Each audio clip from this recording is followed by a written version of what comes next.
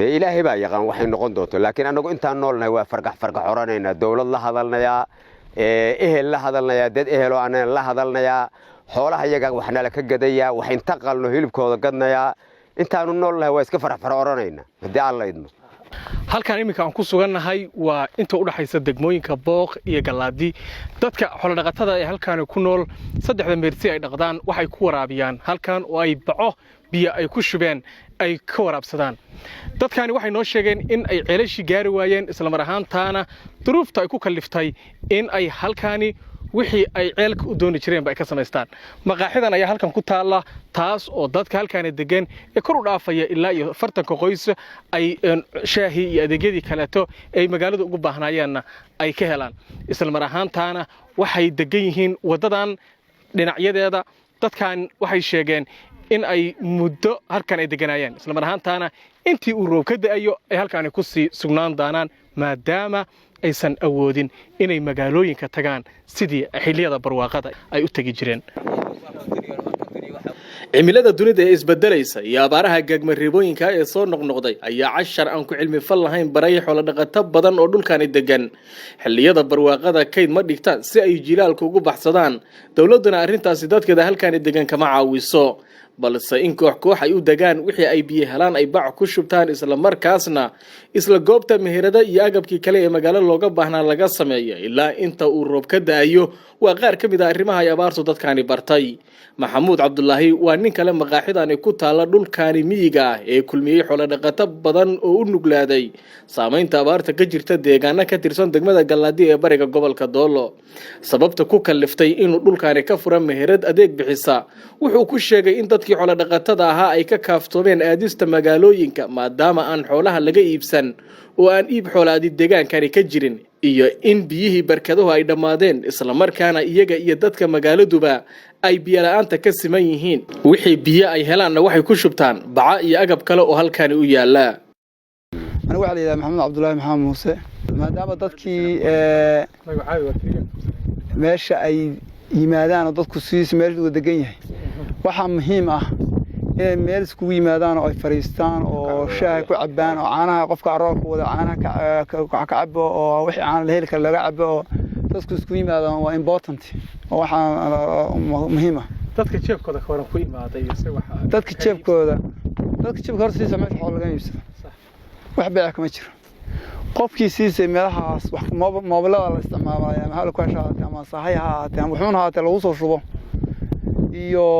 dadka neefneefka dadka geeya xadaan naafka dhulka geela u joogan labada koomba iyo koombada caanaha ay ka soo maalaan ka soo dhiiqsadaan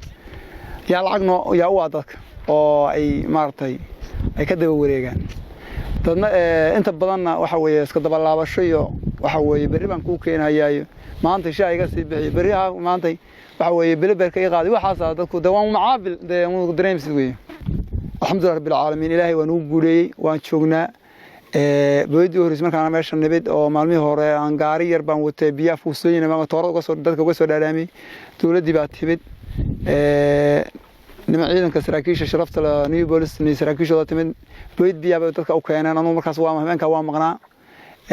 anigoo laba fuusoo biyaana laftiga keenay oo gaari yar ku keenay ayaguna bood 120 qaada keenay wadankii rushaysan baa u mid alxamdulillaah waa degnay waa xasilnay aduu saasa meesha lagu daga marka hore ka bacdina de xoolo waxa way dadkii waa isku soo tubadhacay oo iska soo daba tagay waa iska soo bato dadka hadda sad noqoy eeriyada wadanka baad maray oo dan laba trinka soo ma dhigi kar laakiin way ka badan 56 way gaaraysaa halkan waxa ugu talagalnay aan qodayno biyaha inaan ku subano awumada iyo wixii ilaahayna siiyo dadka abaaraysan oo abaarta xoolihii u aroori waayeen oo ceelka u gaar waayeen ma waxaan ugu talagalnay inaan biyaha bacaha ugu shubno waxa la dhigayaa bacda gaariyaasha la saaro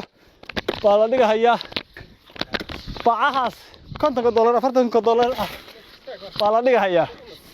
waxaan ahay marka koobaad Axmed Cali Bare ninka la yiraahdanahay waxaan deganahay kaamka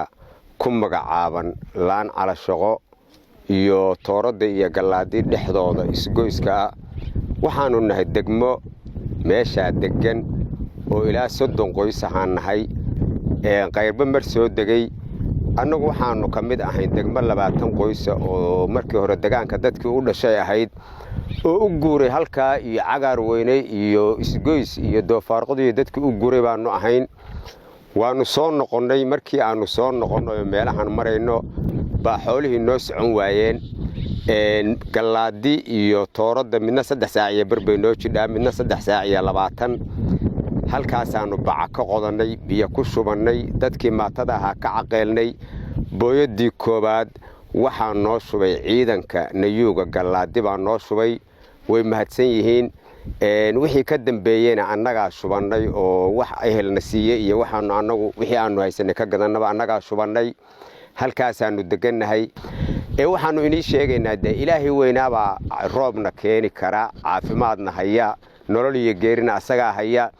laakiin wixii macquul ah oo maaragtay deed kolley wax ku sadaqaysan karo oo ka qayb qaadan karaa